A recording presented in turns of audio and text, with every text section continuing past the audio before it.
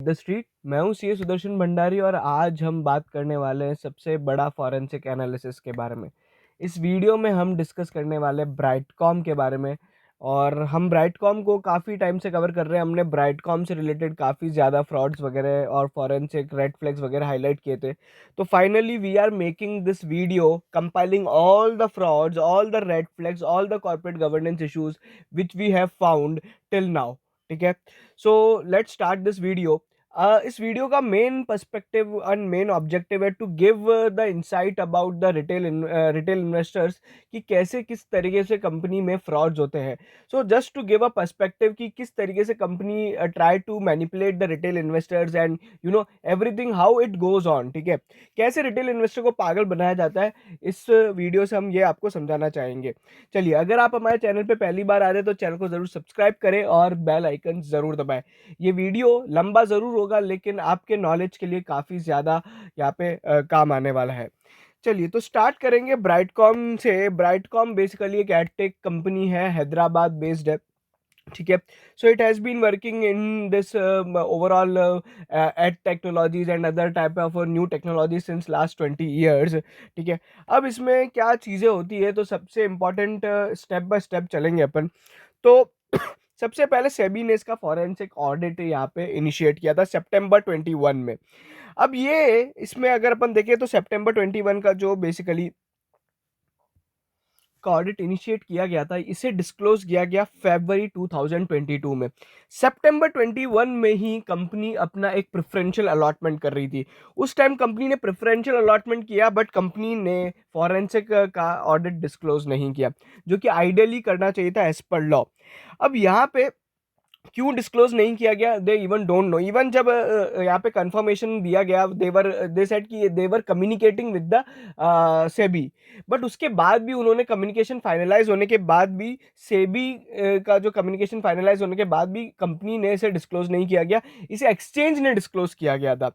ठीक है, अब यहाँ पे इंपॉर्टेंट बात आती है कि जब सेबी का जो लेटर था, so if you see SEBI का जो लेटर है वो तीन चार चीज़ों पे बात करता है: manipulation of books of accounts, misrepresentation of consolidated financials and business operations, wrongful diversion and fund siphoning. ठीक है, तो अब ये तीन चीज़ों पे बात करता है, बट यहाँ पे जो कंपनी का क्लैरिफिकेशन आता है वो यहाँ पे बहुत ही पर्टिकुलर चीज़ पे आता है, वो है बेसिकली इम्पेयरमेंट ऑफ असेट्स। ठीक है, एक ही बात पे कंपनी ने अपना यहाँ पे बताया गया है। ठीक है, बाकी जो सेबी के पॉइंट्स ऑफ कंसर्न है जहाँ पे वो फॉरेंसिक ऑडिट करना चाहता है, उस पे कंपनी ने कोई क्लैरिफिकेशन नहीं दिया, which again raises a red flag. ठीक है, तो अभी आप समझ सकते होंगे कि यहाँ पे किस तरीके से मैनिपुलेशन हो रहा है। नाउ, जैसे कि मैंने बताया था कि यहाँ पे impairment of asset, manipulation, fund diversion कर रहा है, बट कंपनी ने केवल इम्पेयरमेंट ऑफ एसेट्स पे दिया है। उसके बाद जो सेबी ने पहले लेटर दिया था वो भी बीएससी एनएससी को कॉपी नहीं किया गया था, so that's what is going to be happening.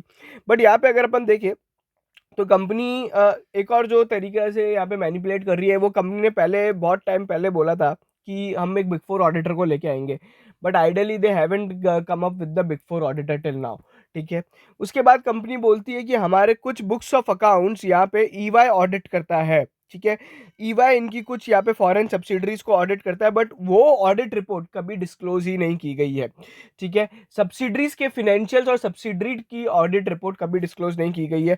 Company बोलती है कि इनका जो कंसोलिडेटेड फाइनेंशियल स्टेटमेंट है, ये एक छोटी सी कंपनी यहाँ पे ऑडिट करती है।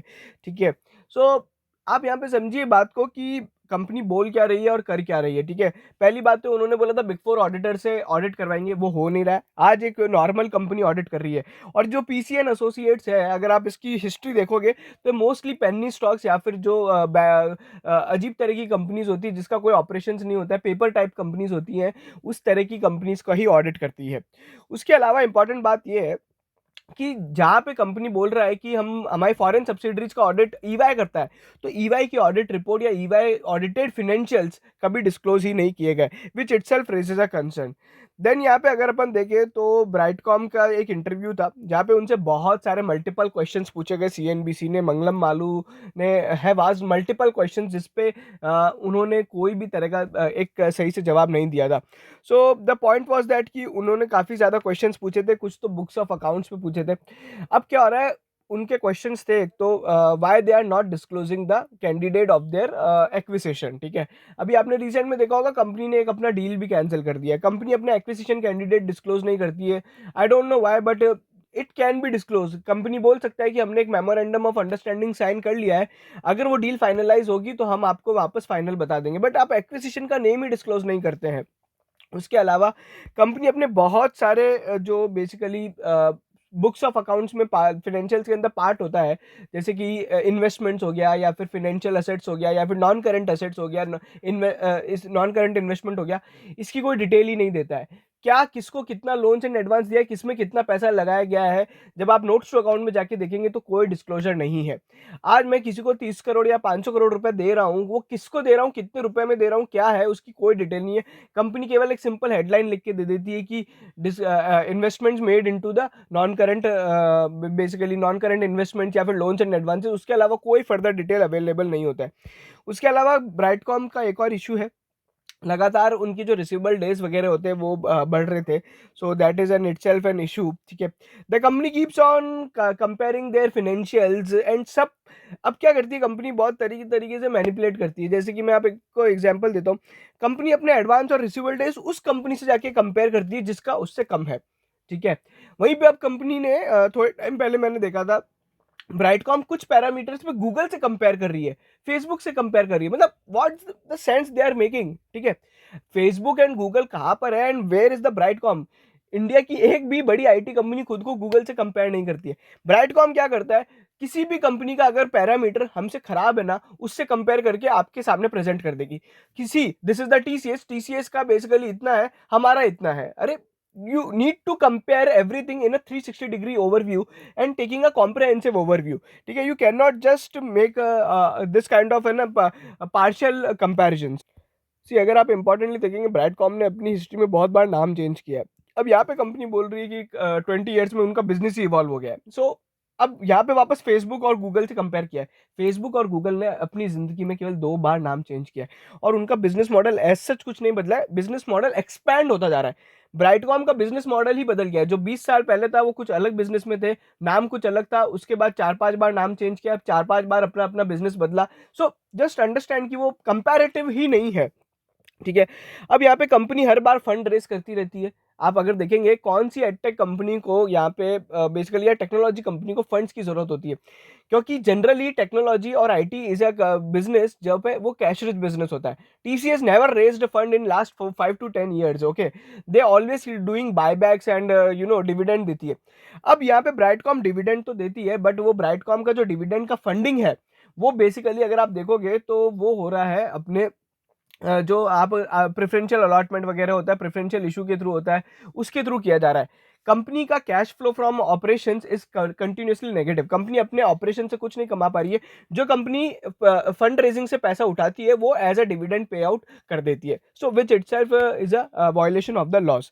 सो कंटिन्यूसली ये इस तरह की चीजें हैं फिनेंशियल्स के अंदर, और यहाँ पे लगातार इक्विटी डाइल्यूशन होता रहता है। एंड इक्विटी डाइल्यूशन आप प्लीज समझिएगा, I try to make another point of the equity dilution also. So equity dilution basically क्या होता है, आप मान लीजिए आज कंपनी के 5% स्टेक में होल्ड करते हैं, ठीक है। अब कंपनी ने और नया पैसा रेस किया नए इक्विटी इन्वेस्टर्स के साथ, अब आपका 5% स्टेक केवल 0.5% रह गया। Your controlling in the company has reduced, which itself has happened with the promoters. Promoter अगर आप देखोगे तो just I am trying to making a point, 39-40% they use to hold, अभी दिसंबर 21 तक उनका स्टेक 22% आ गया था। इसके पीछे रीजन था कंपनी ने प्रेफरेंशियल अलॉटमेंट किया और उन इक्विटी डायल्यूशन होने के बाद प्रमोटर का कंट्रोल कम हो गया, प्रमोटर का स्टेक कम हो गया काइंड ऑफ, ठीक है। So just trying to make you understand कि प्रमोटर क्या कर रहा है बेसिकली, जहाँ पे उनकी रिस्क कम कर दी गई है, ठीक है। तो इस तरीके से यहाँ पे the company is just trying to playing the game, ठीक है। एंड इससे एक और चीज पता चल रही है कि प्रमोटर का स्किन इन द गेम धीरे धीरे रिड्यूस होता जा रहा है, ठीक है। अब उनका पैसा इतना नहीं लगा हुआ है और जो वो पैसा उठाए जा रहे हैं वो तरीके से है ना डाइवर्ट भी किया जा रहा है। So promoters are making money their own game, जो अपन आगे भी देखेंगे। एंड उसके अलावा एक और जो इंपॉर्टेंट चीज थी, प्रमोटर यहाँ पे कंटिन्यूअसली बाय सेल करता रहता है। एक क्वार्टर में they increase the stake, next quarter they decrease the stake and again they increase the stake. You can see just an example, जहाँ पे कंपनी के जो सीईओ, एमडी, फाउंडर जो भी हैं, सुरेश कुमार रेड्डी ने क्या किया था, मार्च 20 में पहले जून 20 में उन्होंने स्टेक बेसिकली कम किया, और सेम अगले ही उस महीने में वापस उन्होंने अपना स्टेक बढ़ा दिया। So in same quarter they are just trying to make a game of the things, ठीक है। सो जस्ट अंडरस्टैंड कि यहाँ पे प्रमोटर क्या कर रहा है। उसके अलावा यहाँ पे कंपनी का आप रिसीवेबल्स देखोगे तो 50% ऑफ द FY21 होता था। रिसीवेबल डेज यहाँ पे कंपनी कंपेयर करती है 76 डेज फॉर FLI, बट ब्रैडकॉम का 143 था, ठीक है। सो जस्ट अंडरस्टैंड यहाँ पे जो इनका बेड डेट्स था वो 4% of price to book, sorry, profit का था, ठीक है। So this is itself an issue. यहाँ पे कैश फ्लोज वगैरह में भी बहुत ज़्यादा इशूज थे, we highlighted all these things, ठीक है। अगर आप देखोगे तो यहाँ पे जो कैश फ्लो फ्रॉम ऑपरेशंस था वो भी नेगेटिव था। Then then then again comes a very interesting thing. अब क्या हुआ है कि कंपनी ने FY22 में अपने कुछ डिस्क्लोजर्स दिए थे अबाउट देयर आउटलुक। अब कंपनी का जो जो रिजल्ट्स आए थे ना, वो एग्जैक्टली मैच होते हैं, ठीक है। Just try to understand a fact कि मैं साल के शुरू में एक मैंने आउटलुक दिया, और जब साल खत्म हुआ वो मेरा आउटलुक एग्जैक्टली मैच हो गया, या फिर उससे अच्छे ही रिजल्ट आए। इट्स नियरली इम्पॉसिबल, ठीक है। तो आप समझ सकते हैं यहाँ पे कंपनी ने अपनी बुक्स ऑफ अकाउंट्स भी मैनिपुलेट कर रखे हैं। बड़ी बड़ी companies like TCS, Infosys keeps on changing their guidance and keeps evolving their guidance, ठीक है।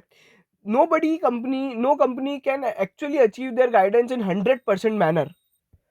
फॉर एग्जाम्पल, अगर आप देखोगे कंपनी ने Q2 में बोला था 1,000 करोड़ का हमारा कुछ रेवेन्यू होगा, ठीक है। और कंपनी का जो Q2 का रेवेन्यू अगर आप देखोगे 1,000 करोड़ का था, उनका प्रॉफिट भी लगभग लगभग मैच होता है, उनका पैड भी लगभग लगभग मैच होता है। तो जस्ट ट्राइंग टू अंडरस्टैंड ये सारी चीज़ें, मतलब इट्स वेरी हार्ड। मतलब आज इंडिया की कोई कंपनी, पहली बात तो है, रेवेन्यू का गाइडेंस देती है या फिर मार्जिन परसेंटेज का गाइडेंस देती है, कभी भी कोई कंपनी पैट का गाइडेंस नहीं देती है। प्रॉफिट आफ्टर टैक्स उनको पहले से ही पता था, साल के शुरू में ही पता था, एंड दे मेट इट, ठीक है। वो अचीव भी हो गया। सो जस्ट मतलब आप समझिए, कहीं कहीं कंपनी बहुत ज़्यादा डिस्क्लोजर देती थी, कहीं कहीं कंपनी कुछ भी डिस्क्लोजर नहीं देती है। फॉर एग्जाम्पल, कंपनी अपने सब्सिडरी के फिनेंशियल ही अपलोड नहीं करती है। So you never know. अब ये इस कंपनी के लिए बहुत ज़्यादा इंपॉर्टेंट है, जहाँ पे आप 90% बिजनेस फॉरेन से लेके आ रहे हैं, उन सब्सिडरीज से लेके आ रहे हैं, उसके फिनेंशियल्स ही अवेलेबल नहीं है। उन फिनेंशियल्स में कितनी गंदगी है, कितनी सफाई है, we never know. So how you can just trust the business, ठीक है। उसके बाद जैसे कि मैंने पहले आपको बताया था कि इन्वेस्टमेंट इन एफिलिएट्स यहाँ पे 10% of the total balance sheet size हुआ करता था, और किसी भी तरह की ग्रुप कंपनीज के अंदर जो फिनेंशियल्स है वो उसका ये इन्वेस्टमेंट शो नहीं हुआ है। अब ये investment in affiliates basically outside the group है, ठीक है। और अब ये किसको दे रखा है, कहाँ दे रखा है, never know, you never know, ठीक है। यहाँ पे कोई डिस्क्लोजर नहीं है उसका कि वो पैसा किधर गया हुआ है। उसके अलावा यहाँ पे अगर अपन देखेंगे तो the biggest event which has happened in the Brightcom saga, वो था प्रमोटर का stake sale and then they acquire that public entities. मैं इसको बिल्कुल शॉर्ट में बताऊंगा बिकॉज मोस्टली आप लोग को पता होगा ये फ्रॉड क्या हुआ था, but just I am trying to make a very important point here. I am just showing you one of my analysis, so just yes, this is okay. So what exactly happened, यहाँ पे अभी अगर आप देखोगे तो promoters ने, ये कुछ प्रमोटर एंटिटीज है जहाँ पे रेड रेड जिसको मैंने हाईलाइट कर रखा है, दीज ऑल प्रमोटर एंटिटीज, ठीक है, इंक्लूडिंग सुरेश कुमार रेड्डी, ठीक है, इन्होंने अपना एक स्टेक जैन से मार्च के बीच में बेच दिया था। ये वही समय है जहाँ पे सेबी का फॉरेंसिक ऑडिट भी डिस्क्लोज किया गया था, और वही समय जब ब्राइटकॉम का share one of the highest peak पे था, ठीक है।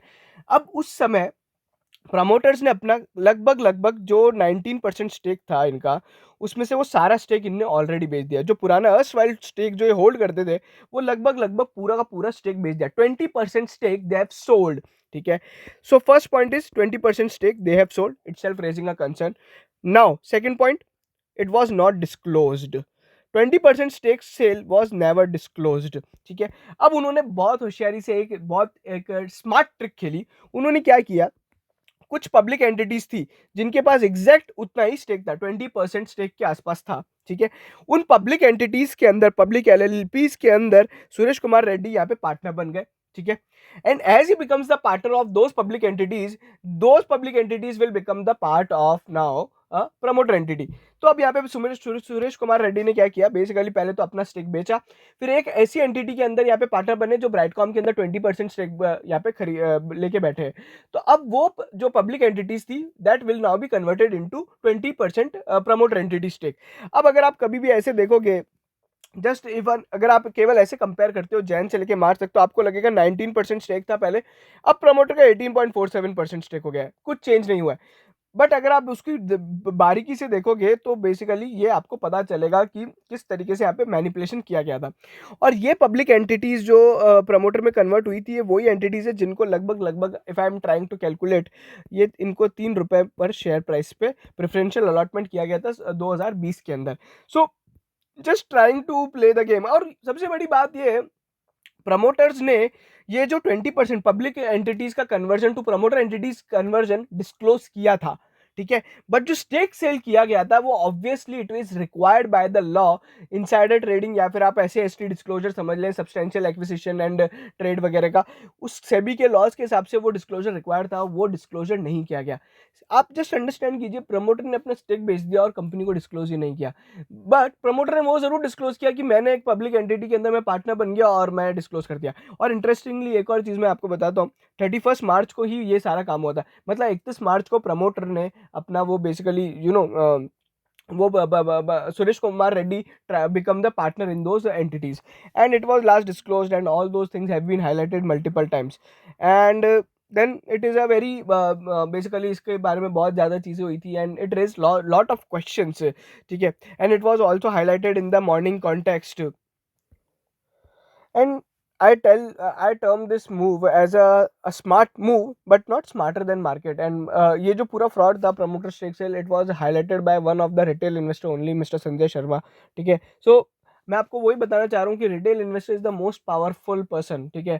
So don't try to get fooled by those people who try to make you fool, ठीक है। बस आप एक जब एक दूसरा रिटेल इन्वेस्टर अगर ये सब चीज़ें पता लगा सकता है तो please don't try to become the product of the company which they are trying to make.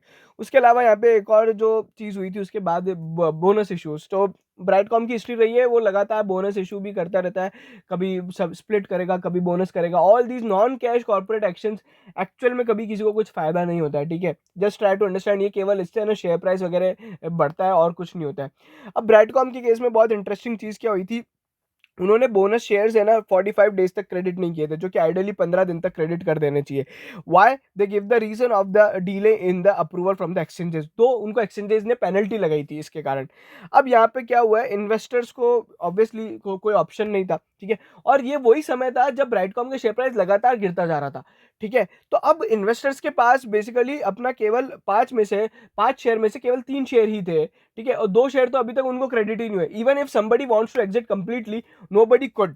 And अब वो शेयर प्राइस ऑलरेडी 70% करेक्ट होने के बाद अगर वो शेयर क्रेडिट भी हो रहे तो उसका कोई मतलब नहीं है। I as a investor probably wanted to sell the stake when the stock was corrected only 20%। So Brightcom ने वो सारी चीज़ें यहाँ पे कभी डिस्क्लोज ही नहीं किया, और ये बेसिकली जो इशुएंस ऑफ द वो था, ये बेसिकली डिले होता गया। अब इसके पीछे एक और रीज़न था, यहाँ पे ये डिस्क्लोज क्यों नहीं किया गया ये इसमें, या फिर क्रेडिट में इतना टाइम क्यों लगा, बिकॉज जिन लोगों को कंपनी ने वारंट्स इशू किए थे like Shankar Sharma and other investors, ठीक है, उनके वारंट्स का कन्वर्जन या फिर जो प्रेफरेंशियल अलॉटमेंट वाले जो शेयर होल्डर्स थे उनका जो पैसा आना बहुत इंपॉर्टेंट था।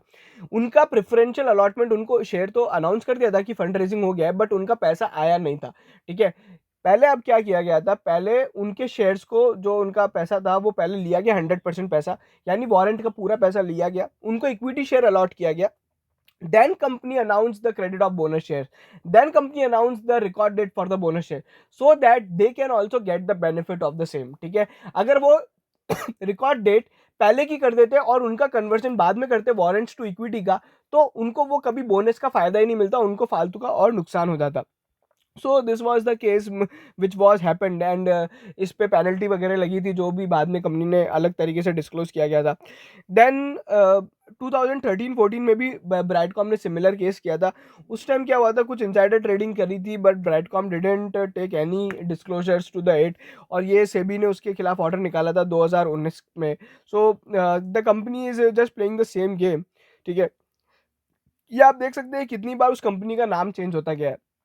Now coming back to the business model, मैं आपको एक चीज़ बोलना चाहूँगा, इस कंपनी के बारे में कुछ भी जेन्युइन इन्फॉर्मेशन अवेलेबल नहीं है, ठीक है। Now I question the some investors query, जिनका एक बहुत सिंपल सिंपल क्वेरी होता है। मैं आपको बस try to make an point of it, ठीक है। अभी कंपनी बोलती गूगल हमारा क्लाइंट है। Don't get just fascinated by this thing. Google works with lot of companies, ठीक है। वो इतना बड़ा कंपनी, वो बहुत सारी कंपनीज के साथ काम करता है। आज मान लीजिए गूगल 1 लाख करोड़ रुपए का खर्चा करता है, उसमें से मान लीजिए ब्रांडकॉम के पास 2 करोड़ रुपए का भी बिजनेस आता है, तो it does not make any sense. आप as a wallet percentage of customer spending देखिए ना, मतलब उसका इतना पैसा वो इन्वेस्ट करता है, इतना खर्चा करता है, उसमें से ब्रांडकॉम के पास क्या आ रहा है? बहुत छोटा सा बिजनेस आ रहा है, ठीक है। And they are working with the multiple edtech companies, ठीक है। सो जस्ट अंडरस्टैंड कि वो इतना बड़ा बिजनेस नहीं है। वो केवल आपको ब्राइटकॉम की तरफ से लग रहा है कि वो बहुत फैसिनेशन है and all those things, but इतना नहीं होता है, ठीक है। तो ये एक और चीज़ है। दूसरा, आप इसको कभी भी है ना वेरीफाई नहीं कर सकते गूगल। अब मान लीजिए मैं आपको एक सिंपल चीज़ बताता हूँ। जनरली ये जो एडटेक की डील्स वगैरह होती है, एग्रीमेंट होता है, ये साल भर के लिए होता है। मेरे साथ गूगल ने 2019 में काम किया होगा, 2020 में मैं भी ये चीज़ बोल सकता हूँ कि गूगल इज माई कस्टमर। दो कंपनी ने 2020 में गूगल के साथ कोई बिजनेस ही नहीं किया। You can not just verify, ठीक है। ऑलवेज कंपनी के तो हिस्ट्री रहा है कि गलत डिस्क्लोजर्स देने का, तो ये भी गलत डिस्क्लोजर में आ सकता है। So just try to understand कि माइट बी दीज डिस्क्लोजर्स जो कंपनी कर रही है कस्टमर के, ये फेक हो, ठीक है। And company always keeps on changing their name and business model, वो तो सब चीज़ें हैं। एंड दूसरी चीज़ जो मैंने बहुत सारे रिटेल इन्वेस्टर से जब हम लोग इनके डिस्कशंस वगैरह देखते हैं, तो the company keeps on coming with the some kind of rankings, ठीक है। कोई वेबसाइट पे किसी एडटेक कंपनी की रैंकिंग दी गई है जिसमें ब्राइटकॉम की रैंक आ रही है, या फिर किसी कंपनी के साथ ब्राइटकॉम ने जो डील किया है उसका कोई बहुत बड़ा कहीं नाम आ रहा है किसी वेबसाइट पे, तो just try to understand those website, those rankings, those accreditations are not at all recognized accreditations, ठीक है। वो कोई बड़ा प्लेटफॉर्म नहीं है जहाँ पे ब्राइटकॉम को एक्रेडिशन मिल रहा है, ठीक है।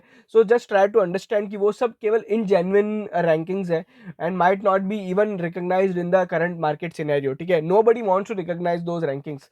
तो जो इस तरह की छोटी मोटी रैंकिंग आपको दिखती है, छोटी मोटी कंपनीज के साथ एक्विजिशन होता है, उसके बारे में बहुत लिटिल लिटिल इन्फॉर्मेशन है, बट जितनी है वो बहुत फैसिनेटिंग लगती है। But actually just don't get manipulated bye those things. वो सुनने में और देखने में बहुत अच्छा लगता है, बट एक्चुअली उसका बिजनेस पे कोई इम्पैक्ट नहीं होता है। देन ब्राइटकॉम का हिस्ट्री रहा है, डॉम कैपिटल के साथ इनका एक बिजनेस था।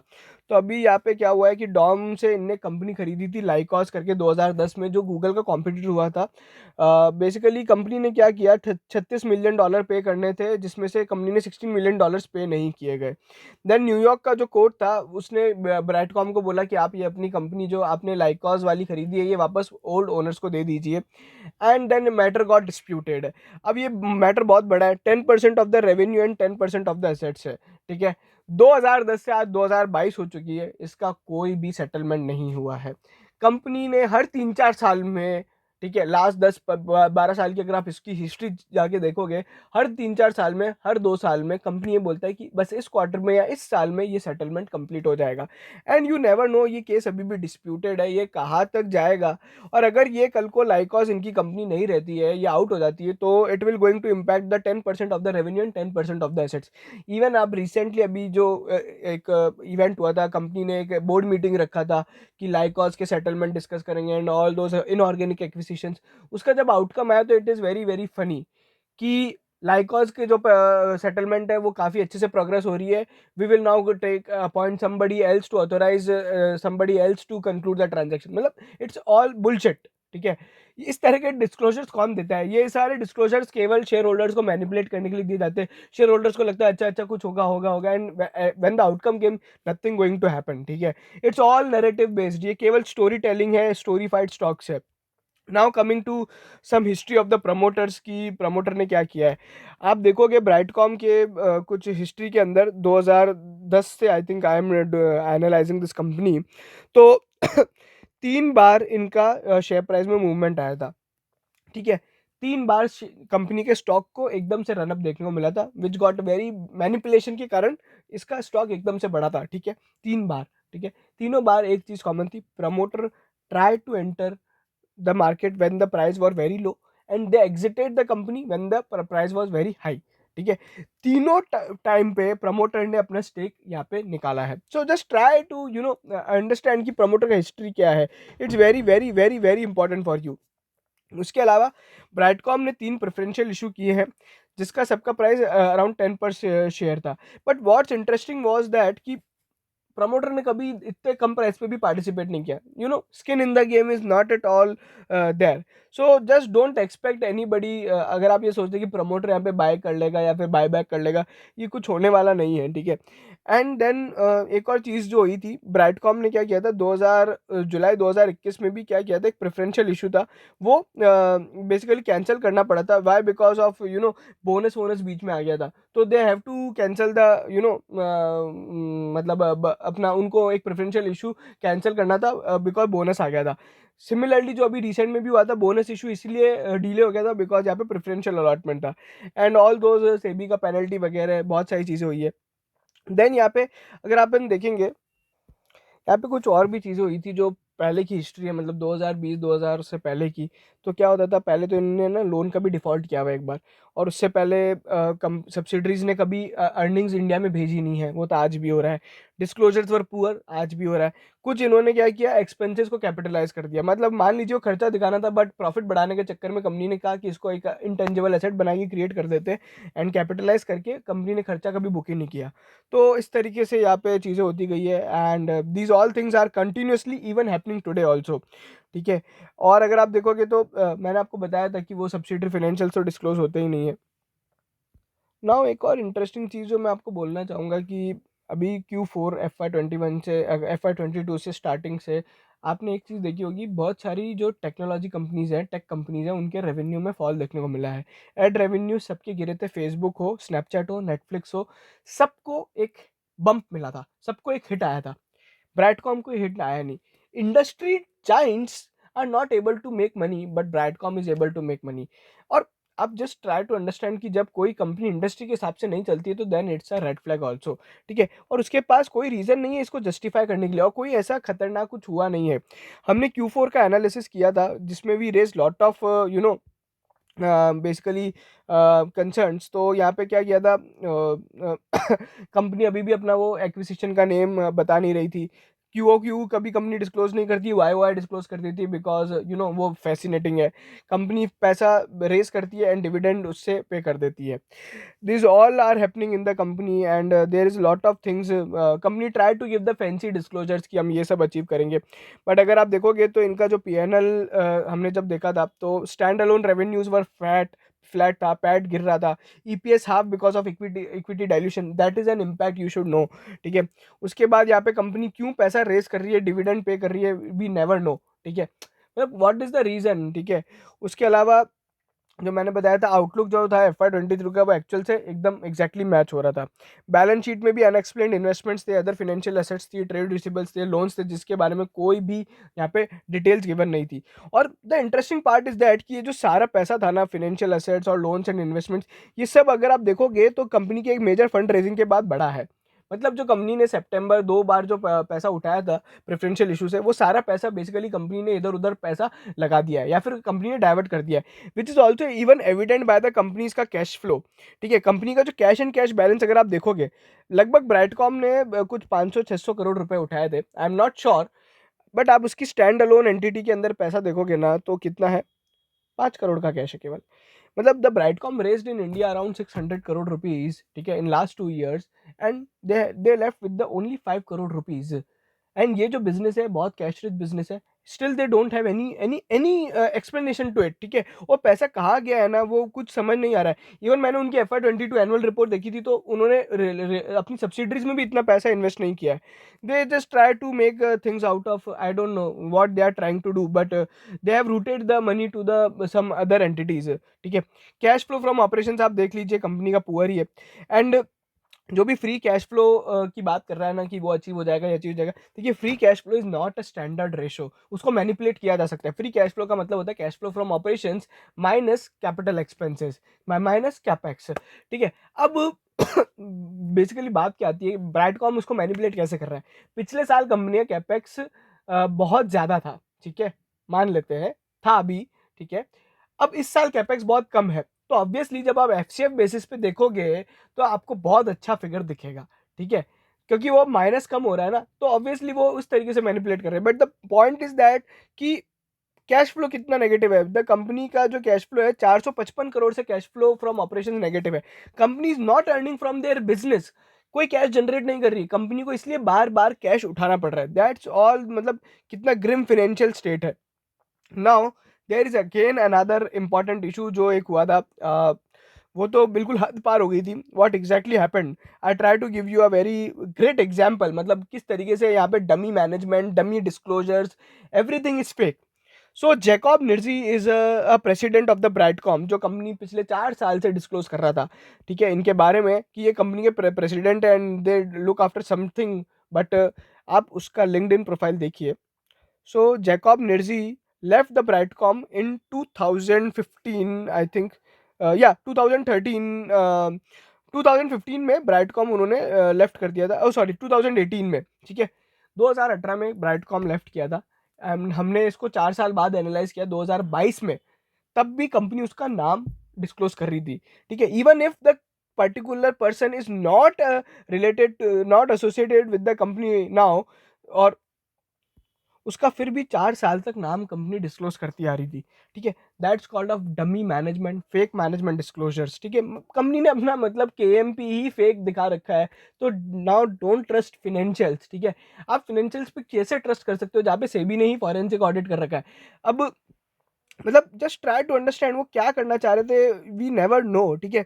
उसके अलावा कंपनी आप देखोगे तो उनके जो डायरेक्टर्स हैं उनकी एक बहुत अच्छी बात ये है कि they got very less kind of remuneration, ठीक है, उनको कोई सिटिंग फीस वगैरह मिलता नहीं है।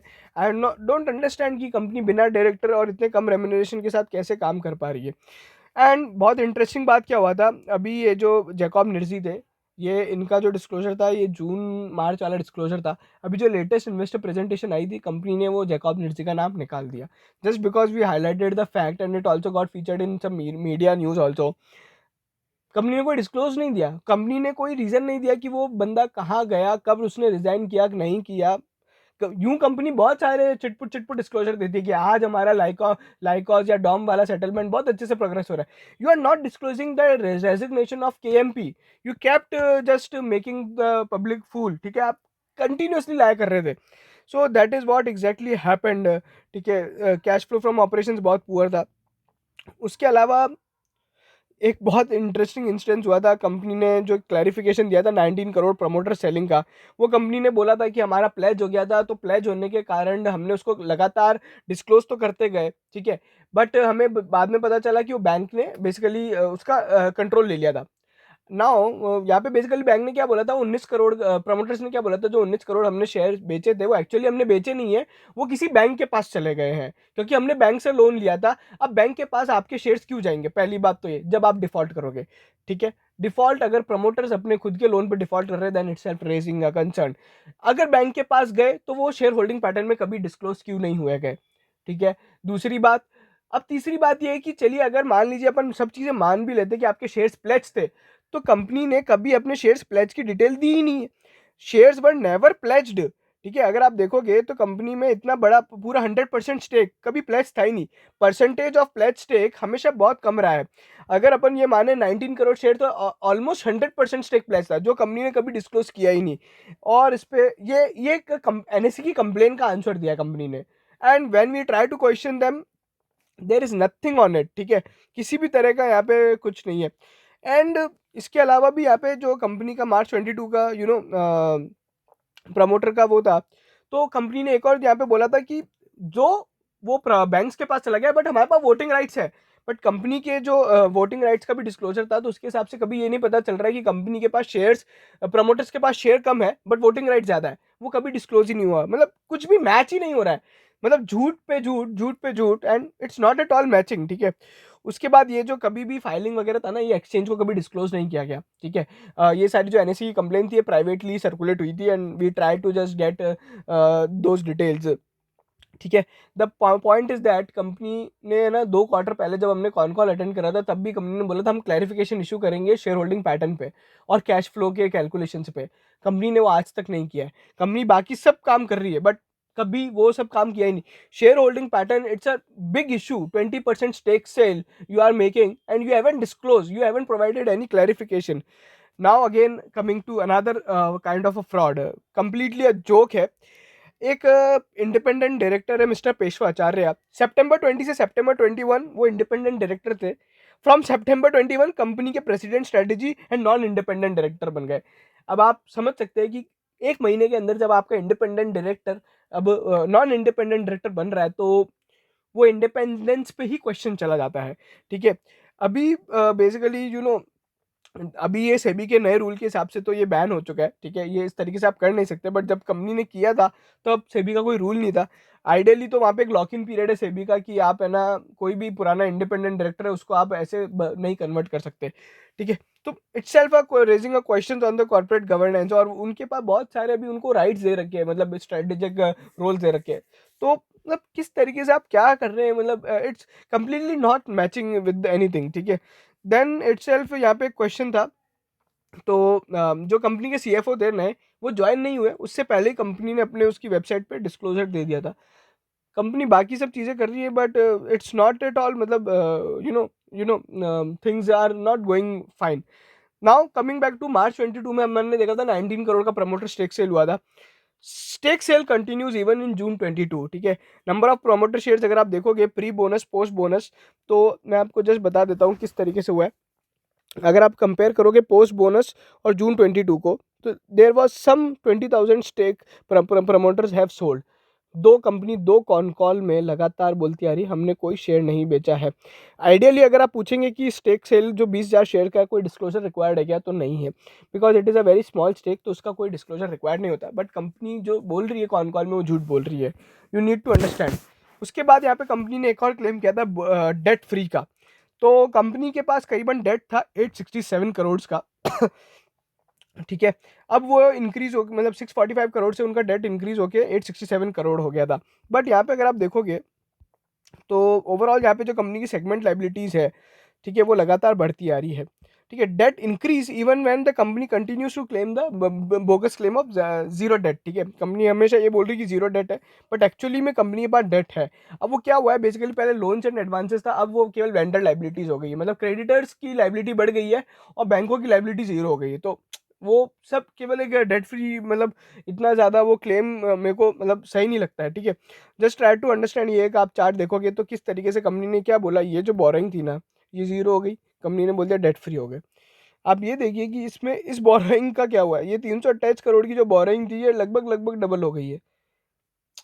जस्ट ट्राई टू अंडरस्टैंड, मतलब यार कोई भी तरह की लाइबिलिटी हो, एक लाइबिलिटी अगर आपकी डबल हो रही है तो आपके फिनेंशियल पे बहुत बड़ा इंपैक्ट आने वाला है। सब चीज़ें आप कोई भी चीज़ मैच करके देख लो, आपका कैश रिच बिजनेस होने के बाद भी आपकी लाइबिलिटी डबल हो रही है, आपको बार बार पैसा चाहिए, आपके कैश फ्लो नेगेटिव है, आपका कैश बैलेंस 5 करोड़ है, पैसा जा कहाँ रहा है। Just try to understand. ठीक है, 10 महीने बाद कंपनी बोलती है कि हमने हमारा वो डील कैंसिल कर दिया, what ever the acquisition they have made, वो सब कंपनी ने कर दिया। कंपनी हर बार बोलती थी कि हम डिस्क्लोजर क्यों नहीं देते कैंडिडेट का, acquisition candidate, because they are doing due diligence. अब ऐसा कौन सा ड्यू डिलीजेंस कंपनी कर रही थी 10 महीने तक कि दे ट्राइंग टू, मतलब वो डील ही कैंसिल हो गई। और इस डील के पीछे एक और रीज़न हो सकता है, ये जो डील थी ये शेयर एक्सचेंज रेशो के बेसिस पे थी। ठीक है, और वो इनका जो स्टॉक है वो इतना गिर गया था, उसके कारण हो सकता है वो डील कैंसिल हो गई हो। और कंपनी हमेशा से सेंसलेस रीज़न देने में बहुत माहिर है। ठीक है, पहले कुछ और रीज़न दिया था खरीदने के टाइम पे कि ये बिजनेस को बढ़ाएगा, अब जब बिजनेस कैंसिल हो रहा है तो सेंसलेस रीज़न दे दिया और कंपनी ने बोला कि इक्विटी डाइल्यूशन नहीं होगा। मतलब whatever it is the thing, but company wants to conserve the capital. अरे कंजर्व द कैपिटल, आपने 700 करोड़ रुपए रेस किए and what you want to conserve the capital. If you really want to conserve the capital you should not raise the money from the market. ठीक है, तो company is basically on the short of the cash and everything, everything is not matching with anything. ठीक है, तो अब ये एक बहुत ही है ना फनी डिस्क्लोजर है। कंपनी की एनुअल रिपोर्ट आई थी, ये वो एनुअल रिपोर्ट है जिसमें कंपनी को डिस्क्लोज करना चाहिए था कि हमारा प्रमोटर स्टेक सेल में क्या हुआ। वो 19% का जो डिस्क्लोजर होता है, आइडियली आपको प्रमोटर का एक वो कॉलम होता है एनुअल रिपोर्ट के अंदर जहाँ आपको बताना पड़ता है प्रमोटर का स्टेक कितना चेंज हुआ है।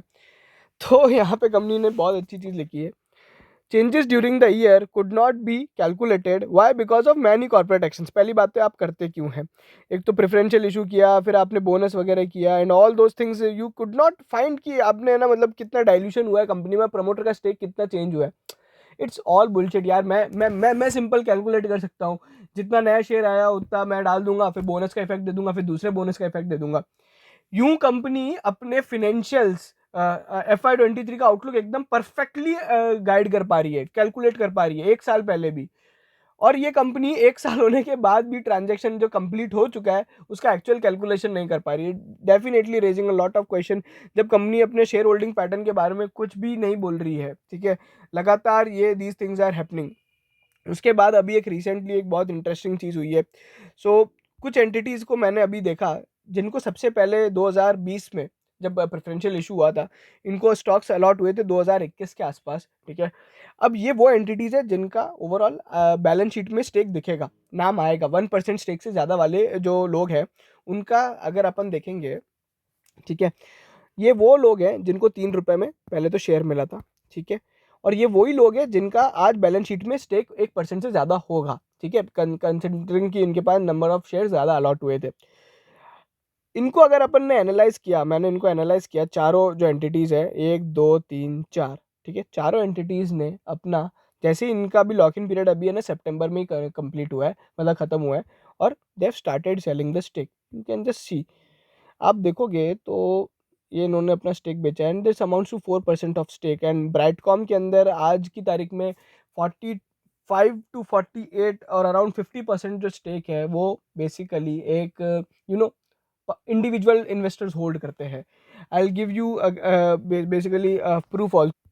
सो अगर आप ये देखोगे तो ये पब्लिक के अंदर जो स्टेक है ना, ये इंडिविजुअल्स का ही स्टेक है, 47% स्टेक, ठीक है।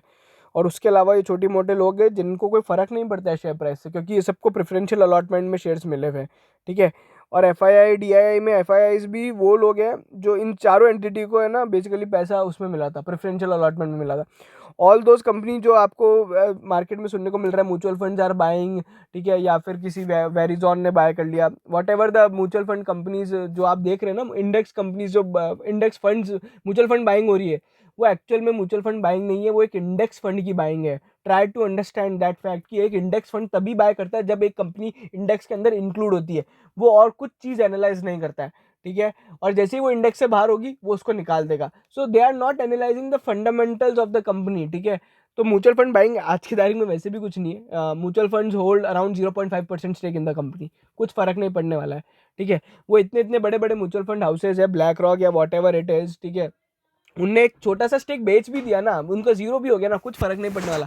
आपकी परसेंटेज ऑफ कैपिटल का कितना बड़ा स्टेक आपने ब्राइटकॉम में लगा रखा है, यू नीड टू नो, ठीक है, आपको बहुत ज़्यादा इंपैक्ट होगा। then it is a overall the grim picture of the company, ठीक है। so this is what we have analyzed in last around 1 year of the analyzing the Brightcom in the financials। and उसके बाद अगर आप देखेंगे ये सारी चीज़ें होने के बाद भी Brightcom का शेयर प्राइस लगभग 70% करेक्ट हो चुका है, and investors left with nothing but the 50% holding in the company, and promoters are exiting, and everything is going in a wrong direction। so आप जस्ट समझिए कि यहाँ पे कुछ भी as such not matching. Company ने अच्छा एक और चीज़ बहुत अच्छी करी थी लास्ट 2 क्वार्टर में, बहुत अच्छे अच्छे फिनेंशियल और रिजल्ट्स अपलोड किए थे, ठीक है, 100% ग्रोथ, 120% ग्रोथ, 50% ग्रोथ। उसके बाद भी कंपनी का शेयर प्राइस नहीं चला है। मतलब you just understand the fact कि कंपनी पे कॉर्पोरेट गवर्नेंस इश्यूज बहुत ज़्यादा हावी हो रहे हैं, इसलिए वो शेयर प्राइस बढ़ ही नहीं पा रहा है। And nobody is losing the money, ठीक है, no preferential issue including Shankar Sharma का स्टेक का कॉस्ट है 23 रुपीज़। वो 40 रुपये पे भी निकलेंगे ना तो भी उनको कितना फ़ायदा, यू कैन जस्ट अंडरस्टैंड। आपने जब ऊपरी भाव पे 100 रुपए पे ले रखा है एंड आज जब भाव 30 रुपए है, तो you will be losing the money. Nobody else is losing the money, only retail investors in this are losing the money। Promoter तो ऑलरेडी कब का अपना स्टेक निकल के आउट हो चुके हैं। So that's all from my side, ठीक है, I don't want to make it further large. And if you like this video please try to share as much as you can, ठीक है। And please आप हमारे channel को ज़रूर subscribe करें, हमने बहुत तरह तरह के फॉरेंसिक ऑडिट्स यहाँ पे किए हुए हैं, मतलब चैनल पे डाले हुए हैं। तो please try to join us on the Telegram, Twitter and obviously on the YouTube. Thank you so much for your time and wish you a very very happy Diwali.